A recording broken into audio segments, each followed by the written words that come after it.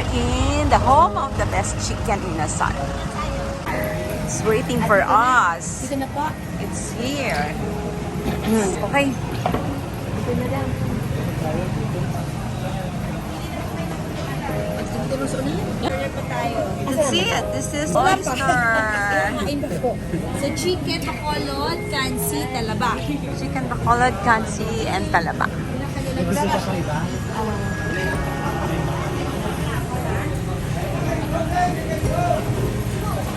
Ito po kayo ng drinks ninyo. Kuya, pahinga na kayo ng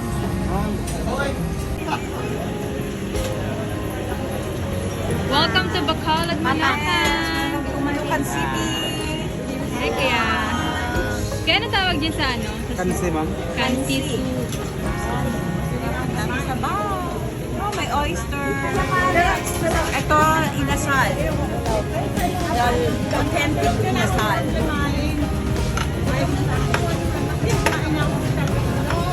Thank you. What is it? Init. This one is chop suey. May atay siyang oyster.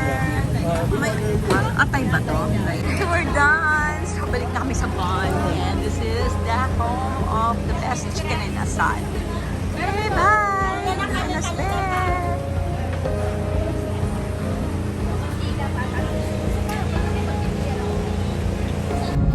Okay. So SM likes to build in reclamation areas. No, Mall of Asia is actually on reclaimed land. Malapit po sa inyo. Ay, mga And condos then na naman. even in Cebu, no, the seaside mall is on reclaimed land. We are going to turn left, Smile. and while we do Smile that, on the right you Residences. see this tall structure. This is the Pope John Paul II tower, 7 stories, to mark where Pope John Paul said Mass here in the reclaimed area when it was still empty. These are some of the vestments, no, the chair that the Pope used. Since the Pope is now a saint, so those are relics already, no? Secondary relics, meaning they touched the saint. Well-maintained naman siya. I haven't been there also lately after the pandemic. So, Ang ganda niya sa loob, sa taas. Ewan ko lang ngayon. Mukhang luma na eh. we will be passing some developments and I'll be pointing them out, no? Like this one is the upcoming Smile Smile. condominiums of SM. Laki, daming build tower siguro yan. But I usually start my tour in the center, no? Either the plaza, no? The cathedral, because it's nice to understand it from in a chronological order, no, not jumping from one century to the other. But of course, I know that we know our history well, no, that Spaniards came 500 years ago. No, what date? 1521. Yes, 1521. On March 16, 1521. So good. So, he first landed in Cebu, no, but he was by the natives, but later on he was killed, no, by Lapu-Lapu. And so the subsequent Spaniards that came didn't spend much time in Cebu. They went to Bohol, they had a blood compact with the natives, no? And then looking for supplies, Miguel Lopez de Legazpi sent his nephew, Juan de Salcedo, to the nearby island. And to the east, they saw an island inhabited by dark-skinned people. And so they called it Isla de Negros. I was explaining this to my guests yesterday, and they said, how come? Is it only here that there are dark-skinned people? That's true, I don't know. This is what they called Negros. Negros. Of course, we were occupied by the Spaniards for more than 300 years. No? But we also became independent, no, from Spain. There was a revolution, and that revolution was held on June 12 is when we celebrate Philippine Independence Day. But actually, the Philippine Revolution took different dates, no, because we're different islands. And while there was a revolution in Cavite, there was also a revolution in Pampanga, no. Here, the news of the revolution in Manila got here late because, of course, we don't have telephones at that time, no cellular phones. We had telegraph, no? And so here, the elite, the hacenderos, no, would gather at parties, and then they thought that they wanted to become independent, and then they built a letter L shaped building around it, no, maybe to stand for Luzuriaga, or because that was the space, you know, that they had. And that's where they built the Bacolod City Hall there. The House of Luzuriaga, however, of course, already got old, no, nasira, no? While Lacson Street, which we'll be passing also in a while, goes all the way north. No? Talisay City, Chongqing. Silay City, where you'll be flying out from tomorrow. Bacolod. Victoria City, Looks like Cavite Manila. City, the rest of the 13 cities that Negros Occidental has. So this is downtown Bacolod, no? You can see the Downtown streets, markets, stores, no? In front of us, it says, "Welcome to the city of Bacolod." Is a replica of the facade of the new government center, which we'll be seeing also in a few minutes. But it blocks the view of the plaza of Bacolod. This is one of the influences, not the Spaniards, where you have the Yes, church, this you have is the plaza, welcome and then the to houses of the elite welcome around to it. Bacolod. Talagang crowded na rin tao rito. In the center of the plaza, City of Smiles. Ayun. is Bacolod is A- City of Smiles. the bandstand, where you have the names of the composers on top. No? Before microphones were invented, the band would play there, no, so that they would entertain the public.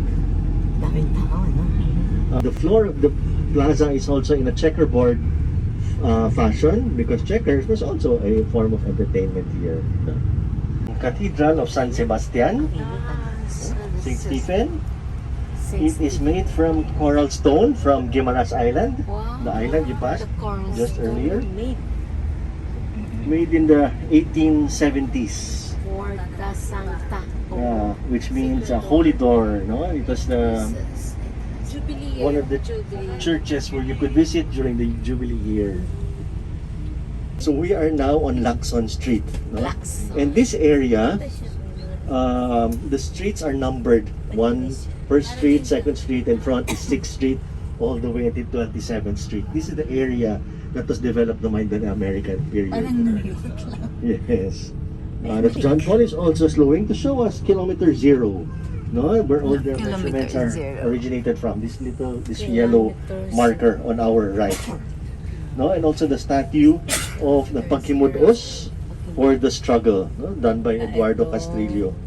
On both sides of the lagoon, the one we passed nearer us was done by an Italian, no, of sorry, I cannot remember the name right now. But he also did the caryatids, no, the four statues on top of the Capitol, which we pointed to kanina, yung may painting po.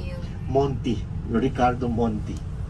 Okay, so he often did the sculptures when Juan Arellano did the buildings. No? Pwede na. McDonald's. Bacolod, Okay, McDonald's. And beside Jollibee. Still closed. Yan, Jollibee Yeah, and otherwise we would have McDonald's side turned by here. side. Look guys, here in Bacolod. So the man with the And Carabao on the KFC. other side was done by Mahaba local. lang KFC. Tatlo And silang then another giant government luncheons. building, the Development Bank of the Philippines, as well as SSS on the right, on the left side. We passed McDonald's, I'm sure you saw it. This is the first McDonald's that was built outside Luzon. No, the first outside Manila was in Baguio, and the first outside Luzon was here in Bacolod. When it opened, sometime in the 80s, ang haba po ng pila. The stocks for 1 month was finished in 3 days. No longer new, but still new. Okay. And here in front, we have the fountain as well as the marker that says Bacolod. Usually when we come here, it's too hot to take photos, but now it's 3 o'clock past, and it's actually a good time. Who wants to come down and take photos? Yes. Ganda Sige. yung At Bacolod. hindi na siya Ang mainit. GP, hindi da, parking da. kung di nakabutang no.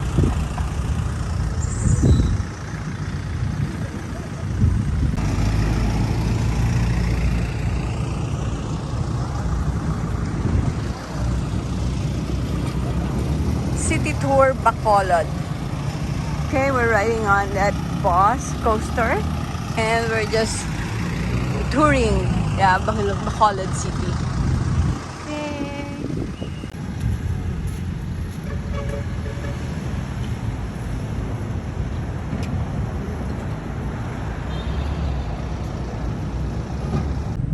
Actually, more of it is on the is covered by the sign. West East. Yes, Mascara. Like you have, they say Mega the World, the most Upper East. beautiful McDonald's kasi it's the newest, no, pinakabago.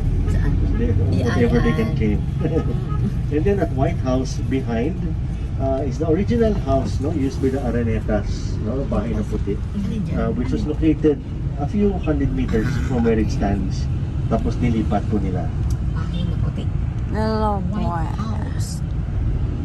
Look, West East. The Arenetas started from Bago, no? They went into sugar production, expanded, borrowed, but then the money that they borrowed, they used for their real estate project in Quezon City, in Cubao. Talk about the owners of Ceres Terminal, of Ceres Liner, no? They started with one. They are, by the way, now the biggest bus line in Asia, not just the Philippines. They started with one bus in Valladolid, in La Carlota. That's why their official name is Valyacar. Then they expanded in different buses. And now they bought this land here on the left, Valley of Peace. Parang Valyacar, no? Valley of Peace. So it's a memorial park. It's a cemetery. Their growth has been very organic. No, as I said, from one jeep to a bus lines, a fleet of buses. They even now fabricate their own buses. And since they have the heavy equipment, they also went into road repair, no, and now development of land. So this one, not just real estate housing, but the most expensive land, cemetery. No, per square meter ang presyo.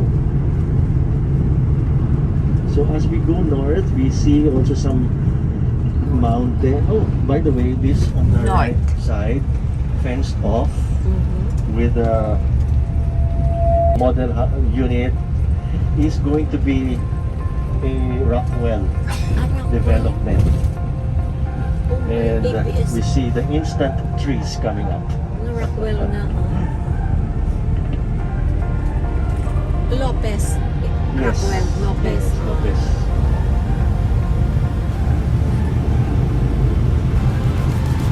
The mountain range. What are you gonna put here?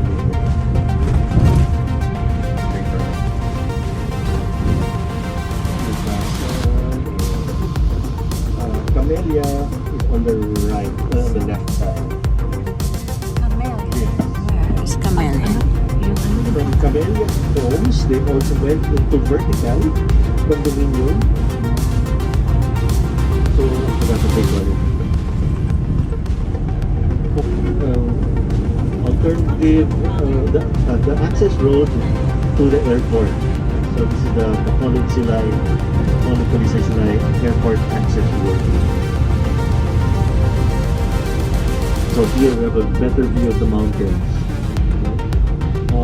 The mountain range that divides the island into east and west, and Cebuano-speaking people on the other side of those mountains, no, because they chose to have their trade with Cebu, which is just across, while on this side they chose to have their trade with Iloilo.